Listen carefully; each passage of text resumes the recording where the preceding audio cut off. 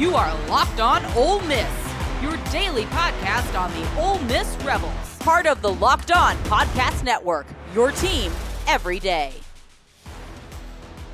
Thanks again for making the Locked On Ole Miss podcast your first listen every day. We're free and available wherever you get your podcast, including YouTube. We are part of the Locked On Podcast Network, your team every single day. Hello, I'm Steven Willis from the Locked On Ole Miss podcast.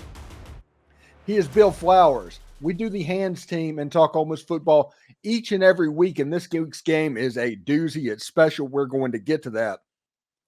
But Ole Miss as an offensive unit kind of finally woke up against the Arkansas Razorbacks. They used all the receivers. Jaxson Dart set the single game passing mark, the single game total offense mark. The offense was completely unstoppable, and honestly, it was a result of doing what we've been asking for a year. You know, what's really interesting is this offense that he's running is the offense that Nick Saban, I think, created with Kiffin in regards to stay in the sandbox.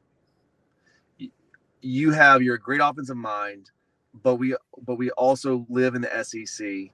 You have to establish a ground game. You have to play within the middle of the field. You've got to keep the safeties in the middle of the field, and then you can utilize over the top. If you do that, then you're gonna be fine.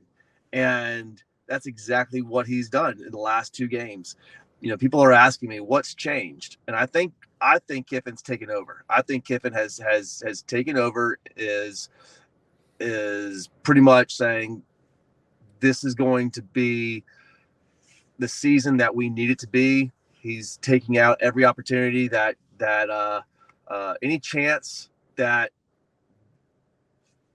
could happen that he needs to take control of in order to maximize this season. I think he's doing, and I applaud him for it. And I think the offense is gelling. I think this is what they were designed for. This is exactly, this offense, the team's, allowing the defense to be able to pin your ears back and just go after it, knowing that your offense can capitalize on it, is exciting. And I think the team is going in the right direction with morale, with the hope that they kind of can control their own destiny to a certain extent. And I was extremely excited to see the other receivers stepping up, not having to focus on Harris. And quite frankly, I think Harris being out last two games, for the most part, has actually been a blessing in disguise, because I think it's forced Dart to have to really focus on the middle of the field and the tight ends, and not just look to the best receiver in college football. Yeah, and Daquan Wright, backup tight end, got the start because Caden Prescorn was injured against Arkansas. 9 catches, 99 yards, and 2 touchdowns. He was an absolute menace in the middle of the field, and he was the physical presence that Trey Harris would have normally been. Daquan Wright kind of filled that role. And if you go back and you look at the deep balls that Dart threw, you're going to realize that because they were able to utilize the middle of the field, that you didn't have a safety over the top, double teaming an outside receiver. That's the beauty of owning the middle of the field, is that once you own the middle of the field, you're able to utilize the outside so much easier. And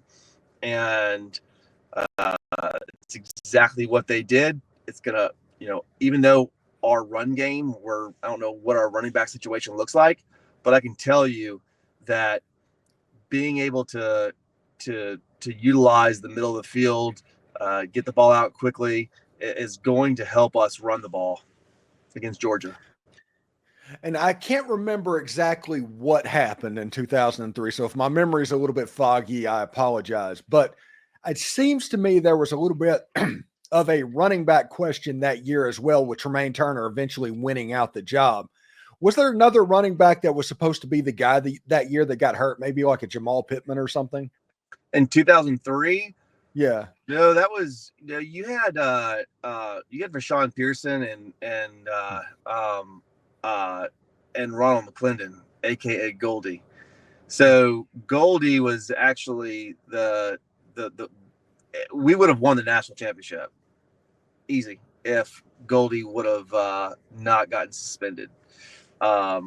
If this day and age was the rules and regulations that were currently in place back then, we would have won the national championship easy, because Ronald was such a good asset for us. He is a great speed back, really just he was a fantastic back, but he ended up getting clipped by the NCAA, and we couldn't use him in the back end of our season. And against LSU, he definitely would have made an impact on some of the longer runs that didn't make it to the end zone. Yeah, it would have helped Eli out a good bit as well, because Eli was pretty effective that year. Yeah. Anyway, thanks for watching the Locked On Ole Miss podcast. When we come back, we are going to move our attention to this week, potentially the biggest game since that LSU game in 2003 with the Georgia Bulldogs coming into town. Stick around for that.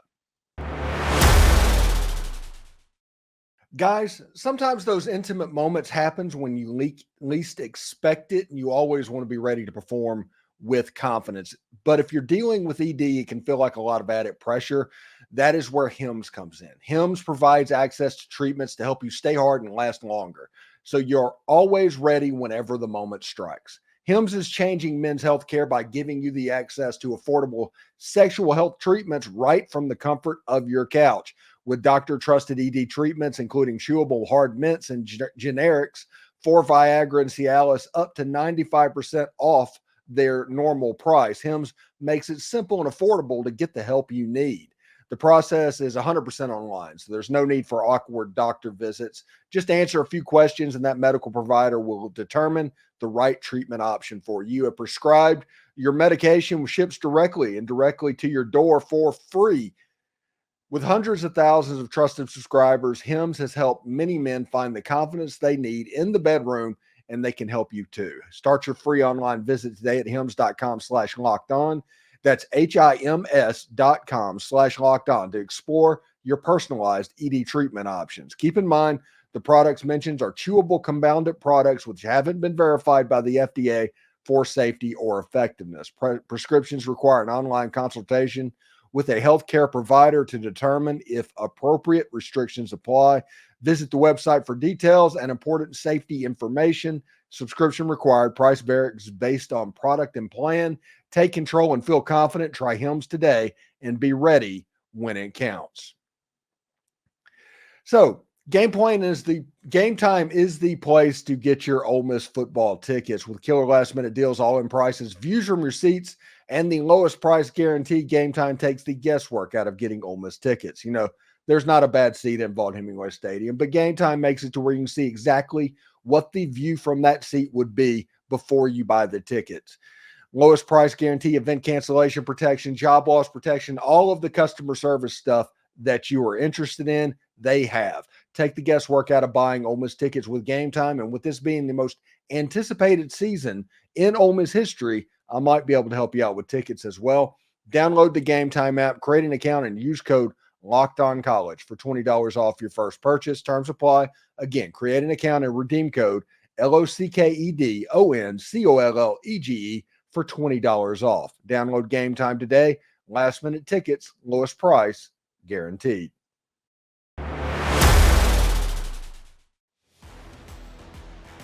All right, so Georgia is coming into town this weekend. There's going to be 500,000 people probably in Oxford. You're not going to be able to move around the Grove.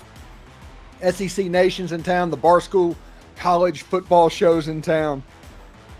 Bill, how big of a game in your mind is this Georgia game? I think this is the biggest game in Ole Miss's program history. I think it's bigger than the LSU game. It's right there with it in 2003. Obviously, there's been some games back in the early '60s that when Ole Miss won a national championship, but from from the last 50 years, 45 years, this is the biggest game because this is the game that is going to set up Ole Miss to go into the playoffs if they win it. And I think from a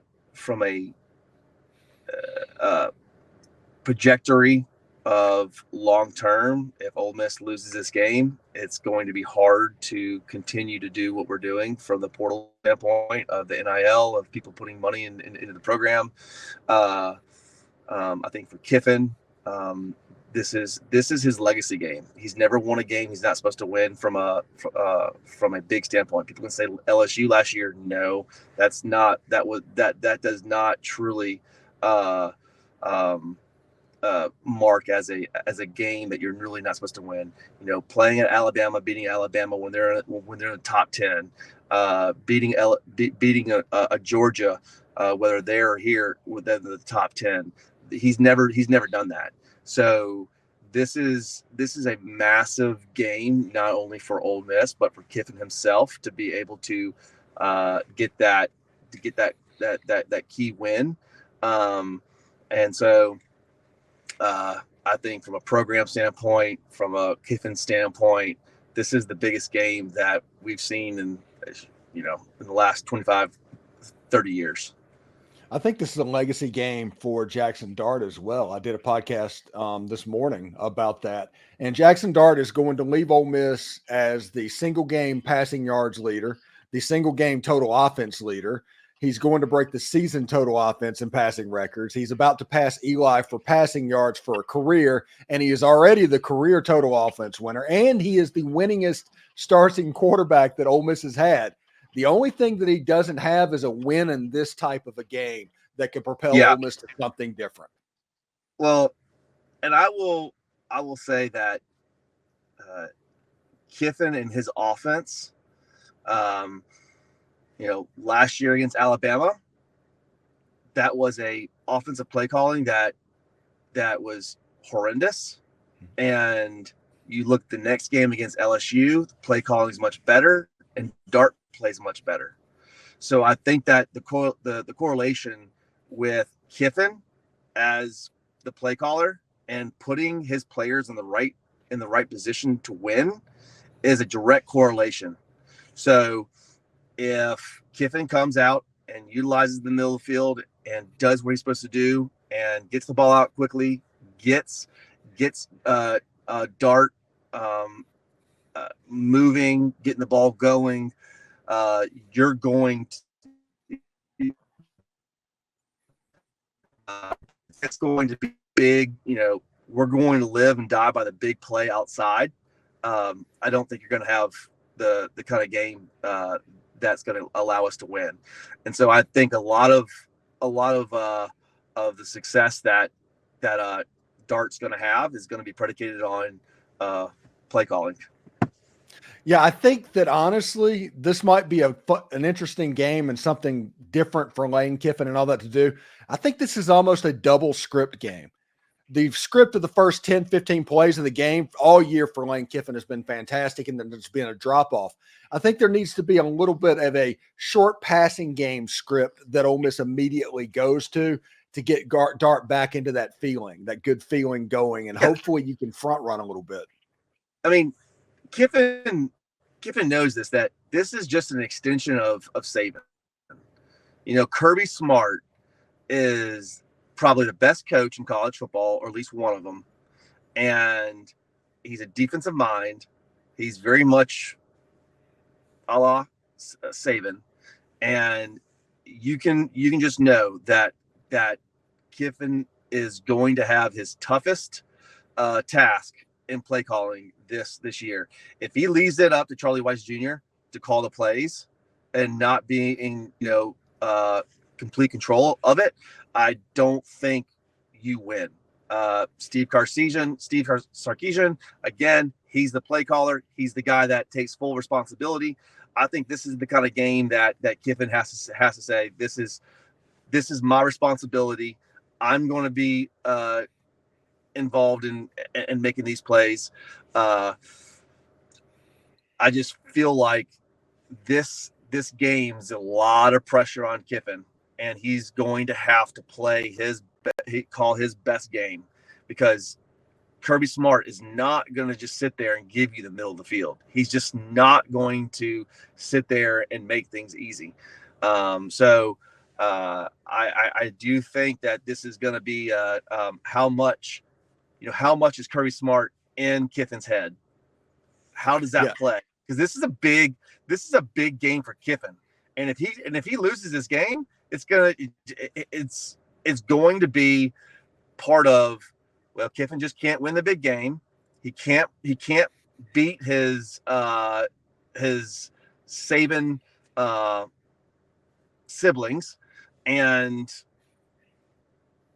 I think that's a lot. And Kiffin has, I hope Kiffin has grown a lot this season by understanding and watching for the last few games that you have to bring in an SEC offense that takes the middle of the field, establishes the quick game in order to play against the big boys. That's exactly what Kiffin did when he was with Alabama. Don't get out of the sandbox. You're going to play within the script of Saban, and that's what he's doing right now. And that's what it's going to take against Kirby Smart. And Kirby Smart is not going to sit there and just let him do what he wants. He's going to have to be very creative and very smart, and make sure that he's putting Dart in the right position to win. Yeah, and also I think that Lane Kiffin needs to be careful not to beat himself. Because Kirby Smart and Nick Saban, they are the best in college football of allowing you to self-destruct. And Lane Kiffin, through his fourth downs and things like that, he can get himself in trouble. He has in Tuscaloosa in the past. And they adjust well. They adjust very well. And so if he comes out sharp and hot and crisp, and Kirby's just not going to sit there and just let you continue to do that. He is going to adjust. So you're going to have to adjust. And I think this is going to be Kiffin's. He's going to have to make sure that he is calling the game, that his script is going, that he's playing chess, and is one step ahead of Kirby Smart. Thanks again for making the Locked On Ole Miss podcast your first listen every day. We're free and available wherever you get your podcast, including YouTube. We're part of the Locked On Podcast Network, your team every day. Bill Flowers, the Hands team, every week during football season. Bill, what do you got going on this weekend, bud? I would love to be coming over to the Ole Miss game, but my daughter's got a golf tournament, and she asked me for me to please be there, and so I said, okay, well, that's a little bit more important than an Ole Miss football game, so I'm going to watch Ole Miss from the house with some buddies, and hopefully